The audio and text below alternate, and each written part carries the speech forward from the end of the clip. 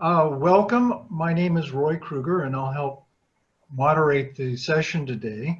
A couple of housekeeping. I'll remind you about the chat box at the bottom of your screen, or if it's an iPad, I think it's at the top or the side. If questions arise to you, please put them there, and we'll try and make sure everything is answered. I might invite you to continue to mute your microphone. That way we're not interfering with Rob.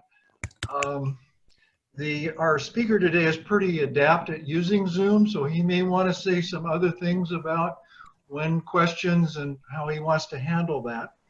But it really is a pleasure to introduce Dr. Robert Kugler of Lewis and Clark College. I think I mentioned last year that I've been doing this about 10 years now. He was my first assignment when I got onto the committee, and every year I have introduced him, and for me it's kind of like this is the start of the academic year. And I have to admit, in 2020 it is nice to have some of those benchmarks in a year that hasn't been like any other year that I can remember. So let me just introduce him. He's a Paul S. Wright Professor of Christian Studies. He has his BA with honors from Lewis and Clark, an MDiv with honors from Pacific Lutheran Theological Seminary, and his PhD from the University of Notre Dame.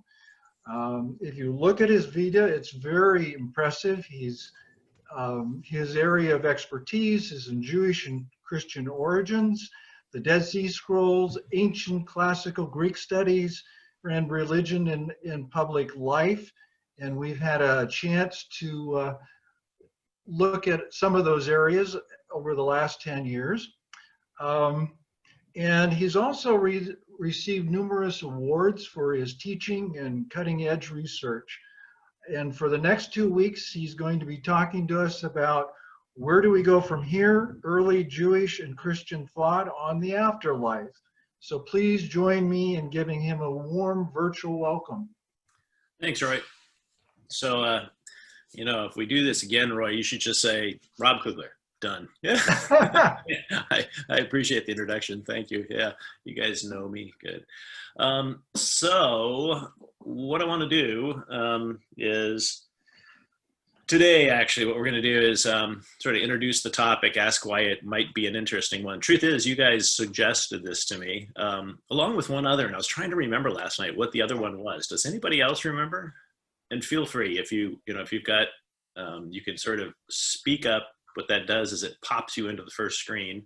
So anybody in the committee remember what the other thing was? You've forgotten too. Wow. Okay. Well, I'll leave it at that. This is a topic close to one of the things that preoccupies me, apocalyptic imagination, which I'm teaching this semester. You can imagine always a popular course, especially popular under present circumstances. So that area of research brings you close to this question of the afterlife, because as we'll see, all of these things are tied up with the concern for justice, and whether God is just, or the gods are just, or the universe is just. So we'll see as this idea develops over time. It's important to understand at the beginning. Let me go ahead and share my screen with you. I'm going to start by doing this. Let's see. Okay. So I'm hoping this is going to work. It worked just a few moments ago, but it seemed to. You seem to have problems with it. You tell me right now. Are you seeing my screen with the PowerPoint presentation? We're seeing the whole PowerPoint, including the slides along the side. Yeah, now we'll go to the slideshow. Now you should just see the slideshow. Is that right? Yep. Yes. Single screen. Yep, good. All right. All depends. All right, so let me advance this one. So you'll remember, I don't know how big your screens are, so this print might be large, it might be small, but this is the description you had I think probably online or something like this. So for something of which humans have no direct reportable experience, Western religious traditions have surprisingly a lot to say about the afterlife, about heaven, hell, and everlasting life. Especially curious is the fact that a look at ancient and contemporary sources proves that we are much more confident in our knowledge of hell and heaven, the fate that awaits those who think to be on the wrong side of God, than that of those with whom God is pleased. Where do our ideas about the afterlife come from, and why are they often so unbalanced toward a fascination with the fate of the damned? In this brief course, we look to early Jewish and Christian thought for an answer. So in fact, we want to go back before Jewish and Christian thought as well, because I want you to be able to see the contrast between some earlier and in fact some contemporary views in the ancient world, and how those feed into contemporary imagination as well. So I'm going to stop sharing again for a moment, and we can actually, this is the mode of trying to engage your audience on Zoom. So I would actually invite, and you can do this either by the raise hand feature in the on Zoom, or you can unmute yourself and start to speak. Identify yourself when you start to speak. Just say who this is. And what I want to just ask for a few moments is, why, one, is this of interest? I mean, I assume the committee asks me to think about this with you. It's of interest to somebody, but is it of interest to you? Is it something you think about? And if so, what motivates you to think about it? So feel free, either raise your hand. If you know how to use the raise hand feature, that works. If you don't, just unmute yourself and start to speak, and we'll get you. And don't be shy. This is Ginny Robertson. Can you hear me? Yeah. I'm almost 80. Uh-huh. And that's your answer? Yeah, that's my answer. Yep, that's good. All right. Yeah. Age. Age. Certain stages in life. Anybody else? Yeah, good. Thanks, Jenny. When loved ones die. Yep. Absolutely. Yeah, Frederica. It's actually my husband, Kim. Yes. Yeah. I, over the years, have spent a good deal of time thinking about and reading about how truly ancient people, the early Cro-Magnons in Europe, for example, and even Neanderthals, have ritualistic parts of their burial ceremonies or whatever it is, and clearly they're thinking about an afterlife of a person going on to somewhere, and equip that person with arrowhead, tools, that kind of thing. Yeah. Yeah, and it's a worthwhile point to make.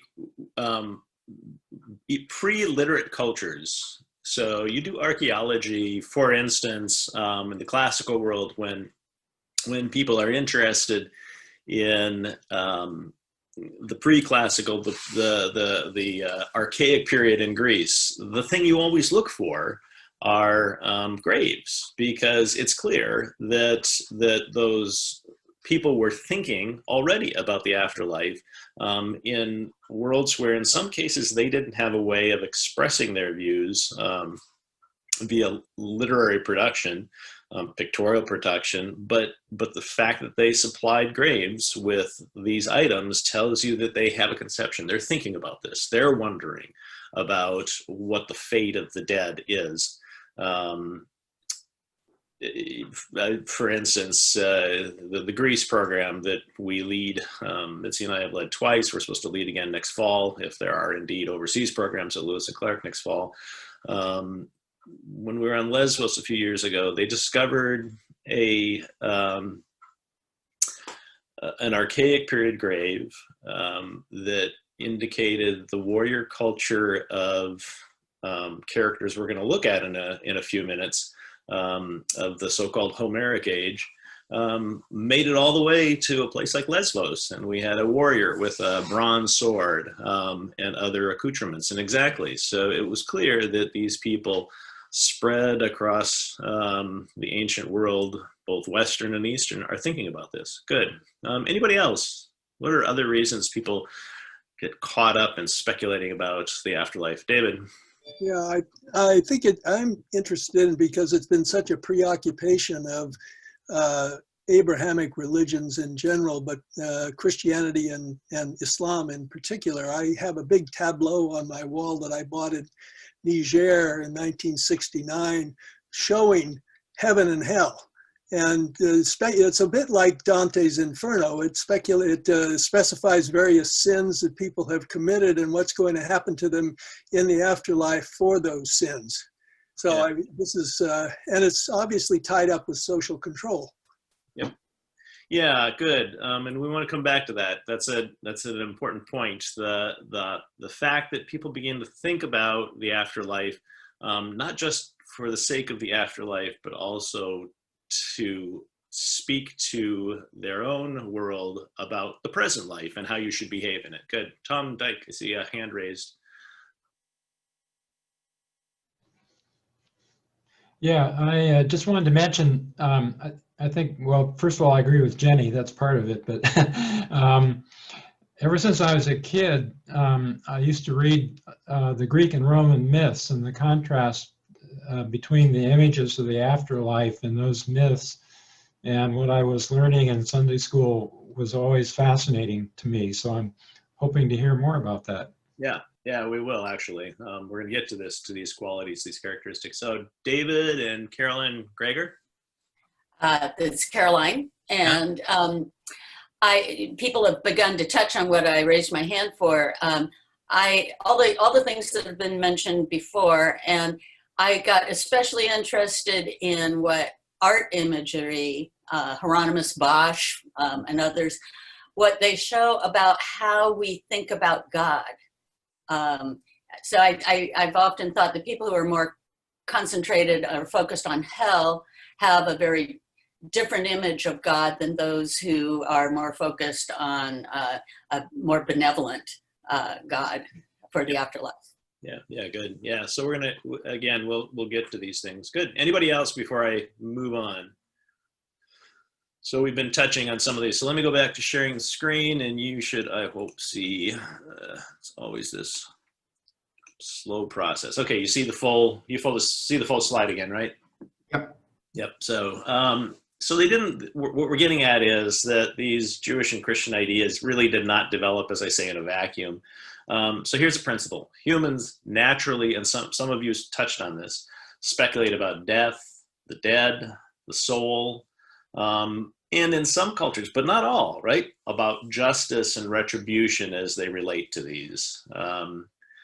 What that does for us as we begin to think about this, going back to the third millennium, the second millennium BCE, is it creates a set of ideas about the afterlife in places like Mesopotamia and Egypt, two very different kinds of imperial centers. So you think about life in Egypt, it's a peaceful, prosperous life. You expect the Nile to rise every year. You eventually get to the point where you can even calculate the amount of increase, the rise that the Nile is going to give you, because you have things like Nilometers, and you know this is going to happen, and you know that you're going to have fruitful land to the extent that even, by the Hellenistic and Roman periods, people estimate even before the Nile has inundated the land, how much that land will yield in terms of crops, so that you can calculate taxes in advance of the crops even growing. It's a peaceful place. Now notice, in a place like that, ideas of the afterlife, ideas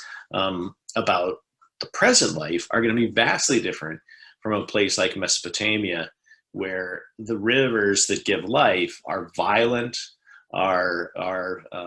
flash floods destroy life every year, destroy entire villages, but in turn give life. Now you can begin to imagine how, as a consequence, you will get very different ideas. First, very different speculation about the nature of life as we live it in our earthly existence and understandings of that. But then in turn, speculation about what the afterlife would look like.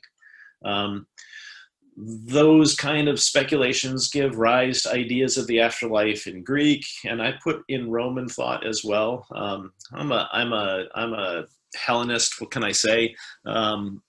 I have a colleague, some of you heard me say this, I'm sure. I have a colleague here at Lewis and Clark who teaches Roman history for the most part. He's a classicist. He's the real true classicist in our program. And he's a Romanist. He thinks, of course, that Greek culture is inferior to Roman culture. And I always remind him, and he would bristle at the parentheses here. I always remind him that the Romans derived their ideas from the Greeks. They really depended on them. So we'll come back to that. And then there are ideas of the afterlife in Israelite traditions. And these things mix together in a big bag as we come to the period of Jews and Christians, early Jews and Christians. So one of the things I want to ask, though, before we go any further, is whether there are any useful categories for sorting the different visions of the afterlife, because there are different visions. Famous book. Anybody know Alan Bernstein's? I've got to try and remember the title. The Formation of Hell. I think I found it in my notes sitting on next to me. Anybody familiar with this? I'm familiar with Alan Bernstein. Yeah, it's a very good book. It goes back to the early 90s, actually. It's still a sort of a classic for this. And he helps establish these categories. And they're ones we know, right? He just gives titles to them. So neutral death and the afterlife. In this speculation about the afterlife, the end of earthly life is followed by this kind of shadowy existence in, as I say, a single ill or completely undefined space.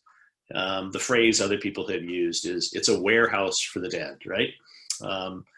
It's a reality that all who have lived and died share.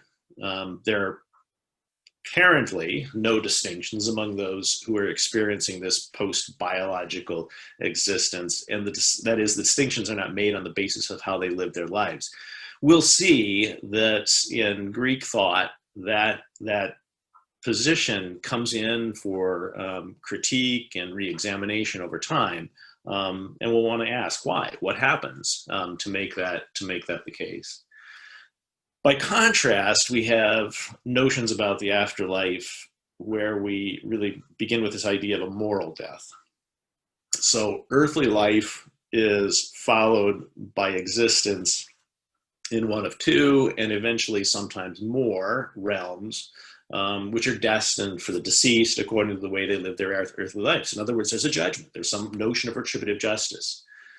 Places of peace and abundance for the righteous, places of terror and suffering for the unrighteous, and occasionally we begin to see the emergence of places of transition for the morally ambiguous, people who are, they're placed on the scales.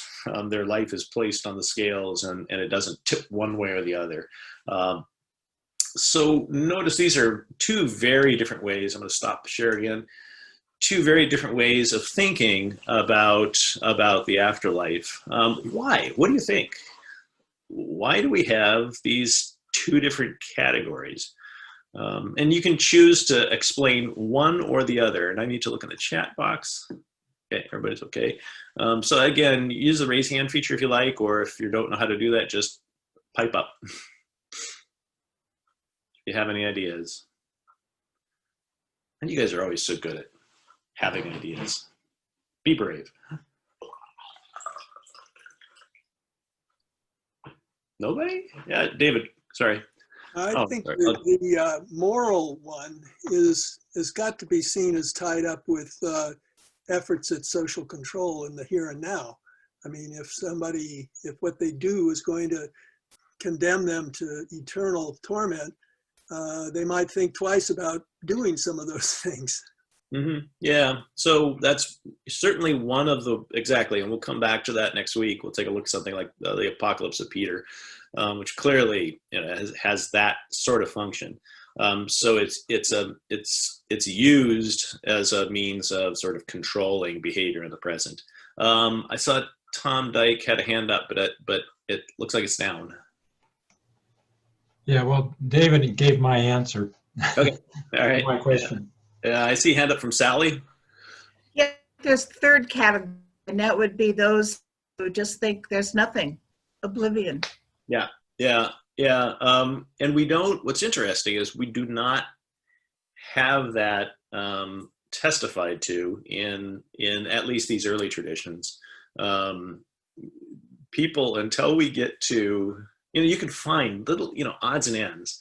And we'll come back to Job, where Job actually would seem to want to say, look, that would be preferable to non-existence would be preferable to the various possibilities I can speculate about, says Job. But it isn't really on the radar screen until much later, when, you know, one of the real triggers for the idea that there is just nothing is a much more scientific worldview, which again is about how we view our own physical or biological existence and what it is and how it functions.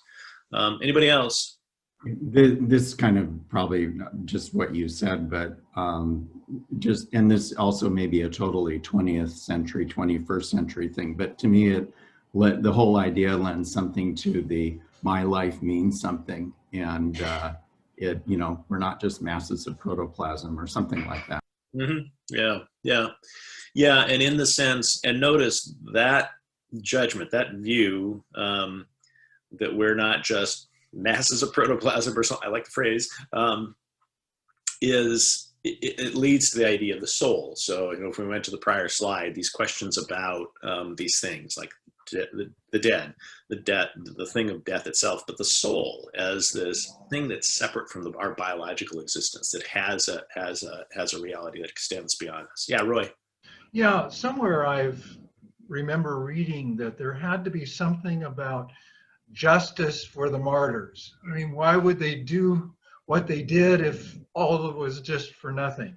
Yeah, exactly. So yet another, and I'm glad. So some people, you know, David pointed out, you know, you can use these systems, people can use these systems to control contemporary real experience in the present reality.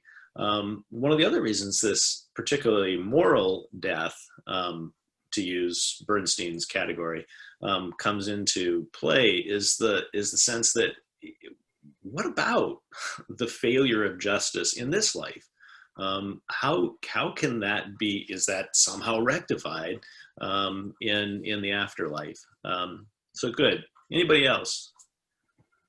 So how about, I do want to dwell for a moment on this idea of neutral death. That is the persistence in some cultures of the view that the afterlife is not a matter of judgment on your performance in this life. Rather, it is the existence of all beings who once lived in a realm together, undifferentiated among their qualities in this life. How can that persist? It's interesting, isn't it? What kind of cultures might be comfortable with that? And what might be their historical circumstances? And I should say, anybody know between Mesopotamia and Egypt, which is going to be the place most committed to a moral death or a neutral death? When we get to Egypt, anybody? Go ahead. I'm sorry. I was going to jump on it. David? Yeah, Egypt would have the moral death, I would think, and Mesopotamia, the neutral death. Yeah, interesting. So something to think about as we move forward. So I don't want to solve this question for us right now, but I do want you to be thinking about it. Sorry, go ahead. Yeah. Mm-hmm. Yeah, I have a comment. I got lost in Egypt. Let me think about what I was going to say. The moral death might help people who, the pre-science, period, understand phenomenon that they cannot explain by their own knowledge and experience, something that happens and they then can attribute it to a presence of a being that is beyond their understanding. Yeah, Or good. presence of spirit souls or whatever. Yep, I'm glad we got that one in. So in apocalyptic literature, for instance, we tend to overlook this. There is a whole subgenre in apocalyptic literature that isn't anxious to explain injustice with accounts of world to come, but rather it simply wants to engage in this sort of pre-scientific, pseudoscientific explanation of reality itself. So through the revelation of special wisdom from the heavenly beings above, we can understand at least these sort of basic realities about ourselves, our physical reality, what becomes of that physical reality, how it goes together with the world in which we live, and so on. So it is pre-scientific, pseudoscientific, some proto-scientific ways of managing reality. Good conversation. All right, so let me move on in the screen here and share my screen again with you. Come on, my cursor across two different. Okay. So here we have the Mesopotamian tradition. And again, just holler at me if my screen share isn't working. It doesn't always function smoothly on this computer I'm struggling with from the college. Mesopotamian tradition, neutral death, and a symbiotic relationship with the land of the living. So probably many of you know the famous Gilgamesh epic, right? Late 3rd, early 2nd millennium BCE. Comes into writing later, but surely existed in oral traditions for a very long time. And it's an epic narrative with all kinds of adventures in it. But enfolded within that epic is something most of us have grown up learning one way or another. And it's this episode where Gilgamesh, the key figure, the hero, begins to sense his own mortality when his companion and sidekick, Enkidu, dies. And so he says, in this famous plaint, "How can I be still? My friend whom I loved has turned to earth or turned to clay. Must I too lay down, not to rise again forever and ever?" So he's lived his life in the story, in the narrative of the epic. He's lived his life as though he just isn't sort of aware of this. He doesn't think of the fact that he's mortal. And now all of a sudden it dawns on him because he sees a loved one die. So somebody said this earlier. Why do we think about the afterlife? There it is. Because a loved one died. And now we're sort of confronted with this reality, something that we don't necessarily want to engage with, but all of a sudden there it is in front of us. So Gilgamesh in this story traverses this vast expanse of land and sea to get to the land of the dead. So notice, in terms of thinking about spatial realities, where is the land of the dead relative to the land of the living? They're actually contiguous realities, physical realities. They're separated by this vast distance that no ordinary mortal could ever survive traversing. So, but of course, Gilgamesh is a hero, and he can do it. So he goes because he knows that Utnapishtim, so the Noah-like figure, who escaped the flood that Enlil intended for all of creation. He escaped it through a warning from Ea, a competing deity. And so, in fact, if you know the story, Utnapishtim has immortality, he and his wife. It's not a good thing in this story. They're not all that happy with it. It's actually a bit of a curse placed on them by Ea because Enlil, by Enlil, because Ea allowed them to escape the flood. So they're doomed actually to spend eternity as immortals among the dead.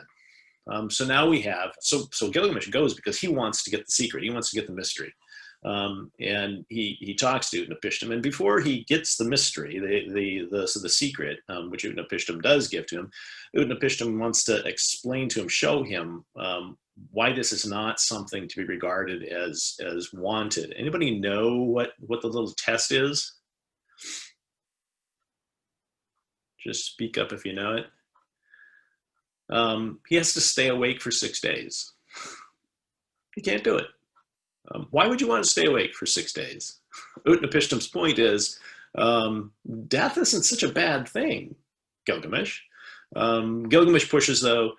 Utnapishtim tells him it's a plant at the bottom of the sea. Gilgamesh, in heroic action, goes and gets it, brings it back, and is going to use it to obtain immortality, but leaves it to go and refresh himself, and a serpent comes and takes it back. And Gilgamesh then has to return and die as any other mortal would. Okay, so we get this really interesting complex of myth about this question of immortality, about what happens to you upon death, and whether death itself is a terrible thing or not. There is a competing, not even quite competing, but they exist side by side. So there's this more complex Akkadian myth, where a goddess goes on a quest to the land of the dead to contest her sister, who rules there. She obtains entry, and she too, like Gilgamesh, has to traverse a great set of obstacles to get there. And by the time she gets there, she herself is nearly dead. She's almost expended all of her physical being to get there. And then she is told, now that you're here, you have to pay a ransom to leave, to get out of this place. But when she's there, and the narrative helps us see this, the place itself is neutral, but also separate from the realm of the living, though contiguous physically, right? And its point in this complex of myth, the point really is to say that the realm of the dead is at such a physical distance from the realm of the living that it allows the living to get on with life after the dead leave them. So again, going back to our earlier, sort of list of why people begin to speculate about these things, and it has some sort of resonance with Gilgamesh and his feelings about Enkidu. About Enkidu. It's this, how do you go on with life after you lose one, after you lose others? You go on because those others are removed at such a distance. They give us the space to continue to live. The other motif that's very important that comes from the Akkadian myth complex is this idea that the land of the dead also, with its decay, gives life to the land of the living. It provides a kind of nourishment to the land of the living. So having seen that complex, I want to stop sharing again and have a conversation about this a bit. So tell me, any conclusions from this? What's going on here? Why do these people think this way? What kind of attitudes toward death do they have? What surprises you? What doesn't surprise you? Tom, go ahead.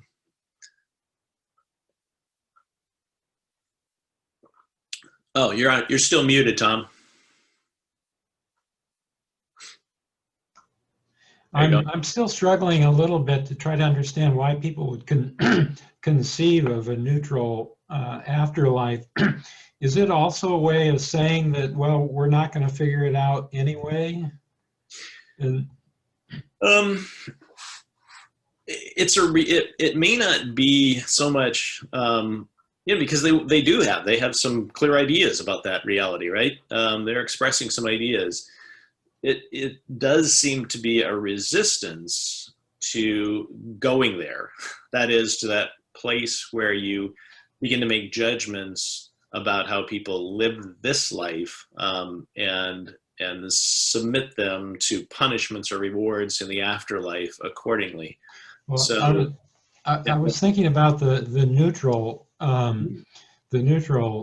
because it seemed like there was not a clear view of what the life of the dead was like. They just went off to some mysterious shadow, and that was it.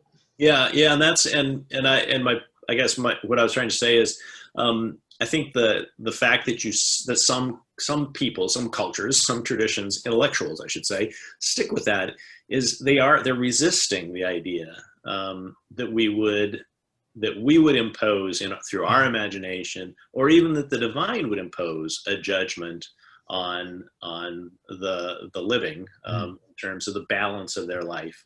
So the neutral death is one way to explain it is, again, that resistance. So it doesn't say people are rewarded for righteousness, nor does it say they are punished for wickedness. It simply says that soul, that thing that we view as being part of our humanity that exists apart from our physical reality, it exists. It persists. And in these kinds of explanations of the afterlife, as you said, there's just no detail added. There's not a lot of explanation. And notice, we'll see when we get to Odysseus's visit to the gates of Hades in book 11 of the Odyssey. Once you start thinking about it, you end up coming really close. You begin to move in the direction of making some judgments. Good. R.A. Lovett, and then David Groff. This is probably not, you may get this later, or it may not even fit within these cultures. How early does the idea of reincarnation come into play?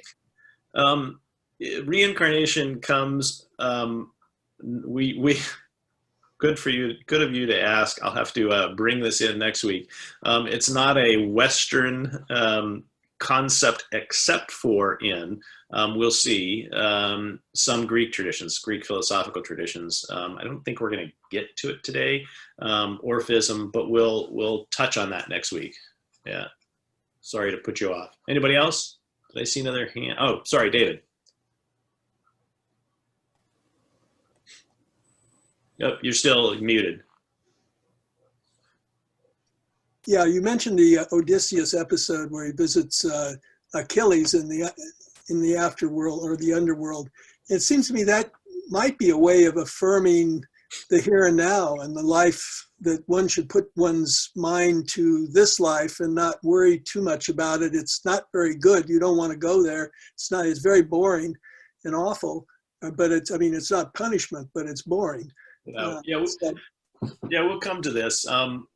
Clearly, Achilles, and we'll actually look at the famous quote from Achilles on his view of being in charge of shades as opposed to in charge and control of mortal beings, flesh beings. Yeah, it's just boring. It's less than. So clearly, and this is, it's a characteristic of many of these, this shadowy existence that's only a part of the wholeness of being human, which so we can probably pick this up at this point, because it's shared between the ancient Near Eastern complex, that is the Mesopotamian traditions, and Greek traditions, less so with the Egyptian traditions, which we'll come to just next. And that is this idea that we are shadowy, we're a shadowy existence in the afterlife compared to this one, with a basic, simple, it's sort of and again, pseudo pre-scientific sensibility. The fleshly body is shed, it's gone. So all that's left is this thing that we can't put our hands on. We can't, it's not material, it's soul. And once you shift into that reality, you end up having to use vague language and vague expressions to explain that. And it comes out in the shadowy nature of these worlds and the populations in these worlds that these people depict. All right, anybody else before we move on to Egyptian? Yes. Sorry, Eileen. Yes.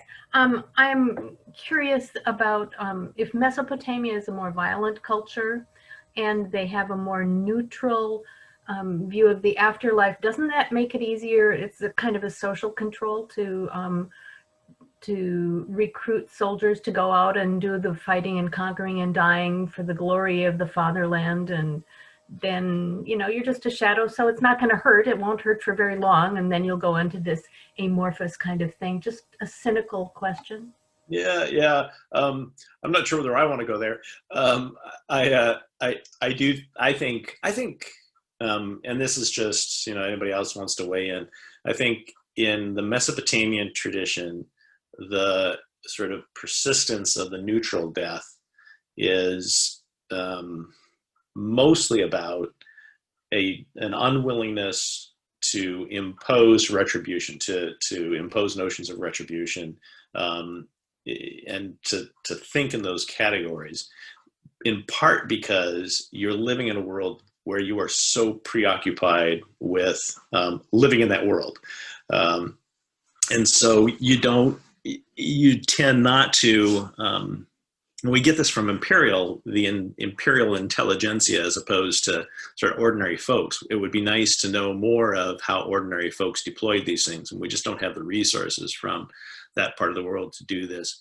But among those folks, I think their view is, and this is where it does work in sort of social control, they're basically saying to their constituents, they're trying to convey a sense, so maybe you're right. In this sense, they're trying to convey a sense that you should be preoccupied with this life and that one beyond. So the Gilgamesh epic, Utnapishtim's response, you should be preoccupied with this life. You don't want immortality. It's not worth it. Sort of non-satisfactory answer, but we'll move on to Egypt. Okay. So let me share the screen again. Make sure I got it right. Oh, no, sorry. Did I get the right one? You seeing it? Okay, so the Egyptian tradition, moral death in two theistic systems, right? So the land of the dead, which is called Tuat. And in fact, it's this interesting mirror image of Egypt and the Nile Valley. So a river flows through it. On either side of the river are these fertile places, and beyond those fertile places are desert expanses. And it's really ruled, and it's strong words to say they're ruled by two gods. Two gods have a kind of dominion in this place. So Amun-Re, the sky god, and Osiris, the murdered and revivified and basically reassembled ancient king, who is also brother husband to the magician Isis, who is the one who reassembles him, and together with her, the father of Horus. So let's talk about the Amun-Re complex first. Amun-Re is the sun, and in Egyptian mythology, you see the sun rise in the morning, pass through the sky, and set at night, and rise in the morning, pass through the sky, and set at night, repeatedly. And so the sort of understandable imagery that goes with this is the idea that as a divine being, he passes from life every morning, born anew, to death at night, and rises again each day. The pharaohs, because Amun-Re is the central god or a competing central god in the Egyptian system, identify themselves on the one hand with Amun-Re. And so they, upon death, are thought to take on the experience of Amun-Re, namely resurrection to a new life after death. So like Amun-Re, they pass below the horizon as the dying sun and rise again after this complex process of transition. The one thing I want to draw your attention to is the simple principle. They have to give an exculpatory oath before death. An exculpatory oath, meaning I've never done anything wrong. Okay? It's pro forma, but it is believed because after all, Pharaoh is Pharaoh. He has power. And to suggest that he might not be right in saying that he is without guilt could bring consequences. So everybody believes it. And so the Pharaoh makes the exculpatory oath before death, confirming the fact that he's innocent of any kind of wrongdoing. And so he's able to participate in the fate of Amun-Re. The other myth complex is this Osiris-Iris-Horus complex. And as I said already, Osiris is killed by his brother, Seth, and dismembered. His sister, who's a magician, Isis, reassembles him and revives him. And together they produce Horus, the sun. Afterward, Osiris then goes to rule the land of the dead, to compete essentially with Amun-Re for this power, or to do it side by side, depending on what part of the mythic tradition you wanna read. And he introduces this idea of ma'at. So in order to enter this realm, the realm of the dead, you have to show that you have held fast to justice, to rectitude, and to truth. So justice, just what it sounds like.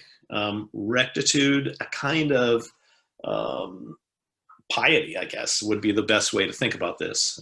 So leading your life, not just justly, but with honor and with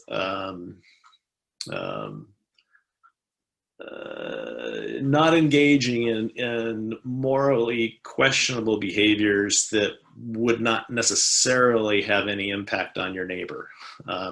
So in other words, judgments about the kind of morality a person expresses, and truth itself. So speaking the truth, do not tell falsehoods. So these two systems exist initially at the level of royal Egyptian ideology, but then they become democratized. So it's not the case that only Pharaoh can give an exculpatory oath and become that dying and rising Amun-Re, but everybody can give an exculpatory oath. Everybody can be weighed in the scales of justice. So the one picture, I hope this works. Let's try this. So what are you seeing? Are you still seeing my slide? Yep. Okay, hold on a sec here. I'm going to stop the share and reshare. This is the one thing I do not like about Zoom. It struggles to do this. Now you should be seeing, that's just Wikipedia. It's on Wikipedia. It's a nice one. Anybody see this? You see this? Yes. Yeah. So this is the papyrus of Hunefer from 14th century BCE. So many of these books of the dead were illustrated, and this is a nice example of this kind of illustrated book of the dead. So you have the scale of Ma'at. So this is, that question of whether somebody has been just and lived with rectitude and been truthful. And he's about to be weighed against the feather of truth. The jackal-headed Anubis on the left is the one doing it. The ibis headed Thoth, scribe of the gods, is on the right.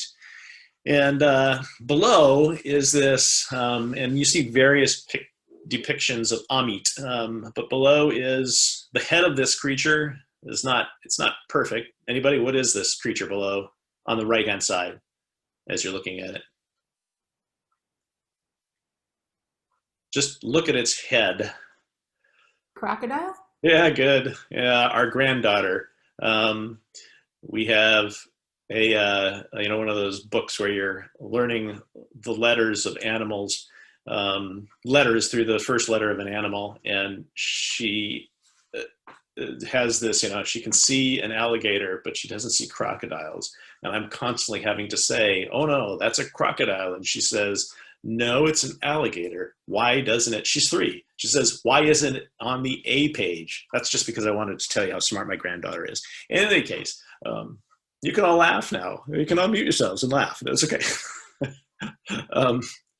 Any case, Amit is the crocodile creature, and with a crocodile head, but oftentimes what looks like a dog's body, sometimes a horse's body, other kinds of animals. But he waits to catch the body, the being, the soul, the whole thing of the one who doesn't match up to Ma'at. And notice Ma'at is a feather. Okay, so your light has to be as light as a feather. And if it is, then you're fine. You traverse into the land of the dead. If it's not, you fall into the mouth of Amit, and it's all over. Done. Finished. Everybody got it? What an image. So these are sort of classic expressions of this. So I'm going to stop share again. And let's have a little bit of conversation about this one. So how is this a moral death? Pretty clear, right? And notice the two mythic systems. What kind of competition of ideas is going on here between these two mythic systems? Because it is a competition of ideas. It's very interesting. Anybody want to give it a shot. It's a more abstract question, but these are competing notions of how moral death is settled. Who We're determines? talking about competing within Egypt or competing as between Mesopotamia? No, competing within Egypt, and these two mythic systems are competing in their understanding of how this works. Yeah. Sorry, I have Chris. Frederica. It's both. The thought occurs to me that this is self-report, that you say what it is you think about yourself. So it's all dependent on that rather than somebody else's objective view, if you will. Exactly. So Amun-Re it's self-report, right? I'm going to give myself an A, give myself a B, give myself, exactly. Whereas Ma'at is, no, this is somebody making the judgment. You go before the tribunal. So it's a very interesting tension between the two. So let's see, did I see a hand up? Kelly, did you have a hand up for a moment? I was just going to say the same thing. One of them is you're saying, yeah, I was great. And the other one, it really depends more on your actions as opposed to how you reported it. Yeah. So Margie, I'm sorry, I'm missing, you've got a hand up, but I don't see your name here. Yeah, my question, it seems to me there's a question of morality and truth in terms of which one you choose, or honesty is, it's that you can say you're innocent when you're not, and who's judging. Yeah, and think of this as well. Sorry, I can see you. I can't see your name, so you've got a hand up physically. Go ahead and speak. Yeah. It's okay. Okay. So sorry. What confuses me a little bit is that it sounds like the Amun-Re myth is about rising and resurrecting, death and resurrection. It's this constant cycle of death and resurrection. But the Osiris-Horus system is about you die and then you're taken to an afterlife. Right. That's true. I think that's the Osiris-Horus system is you die and taken to an afterlife. The Amun-Re system is for human beings as well. So the idea is Amun-Re continues this cycle. The human being participates in the cycle at death, and then participates in the introduction to the life, to this post-life life. And both systems deliver you into this post-life life. The world of the dead. You're brought to the post-life. It's not like early reincarnation, or it's not recycling of that human soul. Okay. No, sorry. I'm glad we got that clear. No, that's right. Yep. So I want to go back to Margie's point. So it's helpful to think about this. It isn't in the Egyptian world. It's not so much that you choose between the systems. These two systems function together and overlap with each other. So another way is, so you're right, Amun-Re is self-reporting. The Osiris-Horus system is, Isis-Horus system is a much more typical judgment that renders a kind of retributive justice for the good and for the wrong that you've committed. What's the value of having these two working together in one shared mythic system, so where there's an overlap between the two?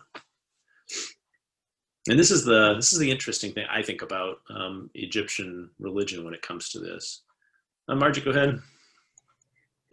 It seems to me that it's then the rulers have a different, those in power have a different option to the person, the normal person on the ground. So it's a dividing of power, so to speak, or yeah, that is one way to think about this. Good. Jackie, I saw a hand up. Yeah, this is sounding like a precursor to the faith and works argument. Yeah, good. So we're kind of on I mean, and again, we do not in any way want to talk about and Bernstein's really good about this. He says you can't argue that there's sort of direct lineage between these ideas. What you can argue is that people are thinking about these things constantly and coming up with imaginings about how to manage them. So yeah, I think you're sort of on the right track. And notice when I say these work in an overlapping way, they sort of function side by side. What is you're sort of on the right track here, and it's I hesitate to use this phrase, but sort of the happy face view of the afterlife. So we do accept, the Egyptian world says, we accept the idea that we're judged, that there is a moral death. But we also have this view of reality that suggests we can sort of self-exculpate. We can declare ourselves and improve our standing in relationship. And notice, in relationship to whom? This is the interesting thing. So who are you making yourself just before in this system? Who counts? And I see Roy is on, probably to tell me we got to finish up pretty quick. You got about 2 minutes. Yeah. This may not be an answer to what you're asking, but it does remind me that at least in modern times, it seems like you'd have a system whereby you'd kind of have the convenient, most of the time we go by the Amun-Re system where everybody's kind of okay, but then from time to time we're going to have these moral revolutions where the happy order is overthrown by a moralistic order that creates a reinvigoration of society or destroys it or whatever. Yeah, good, great. Yeah, so in terms of looking at sort of from the macro level, these things have a function in the lived reality, or the political reality, the social reality, etc. Good. I think, yeah, so I got to finish. The other thing I want to add to this is I think it also does reflect this kind of basic human impulse to admit that we can be guilty and we can be judged for our actions, but we can also live in hope and anticipation that we can, through confession, self-exculpate and put ourselves in a better light. What's interesting, my question about for whom does this matter? In the Egyptian world, it's in part about your relationship to the gods, but it's also in part about your relationship to the others in the realm of the dead. And we'll come back to that a little bit. So I need to finish. I'm behind. I always think I've got just enough or too little for you people, but you're always so good about talking. I always have way too much. So we didn't get to the Greek tradition at Homer. So we're going to start next time. And we will then look at Job and then move on. So I do want to show you the last screen so that you see. So I just said the Greek tradition, Job, and some Psalms. And let me share the last screen with you for just a moment so you see what's up next week. Okay, you should be seeing it. So Plato-Orphism and moral death in Greek thought, and then the Jesus movement, Paul, a few words, the Gospels, more words, Revelation, more words, and then I think we really definitely have to get to the afterlife and early Christian thought, not through, beyond the New Testament, because that's where we really see some interesting things that are useful for thinking about contemporary experience. All right, I need to let you go for worship. Thanks, guys. You're as always great. And look, you could be great on Zoom too. This works just fine. All right, we'll see you next week. Great, thanks. Thanks. Take care. Thank you.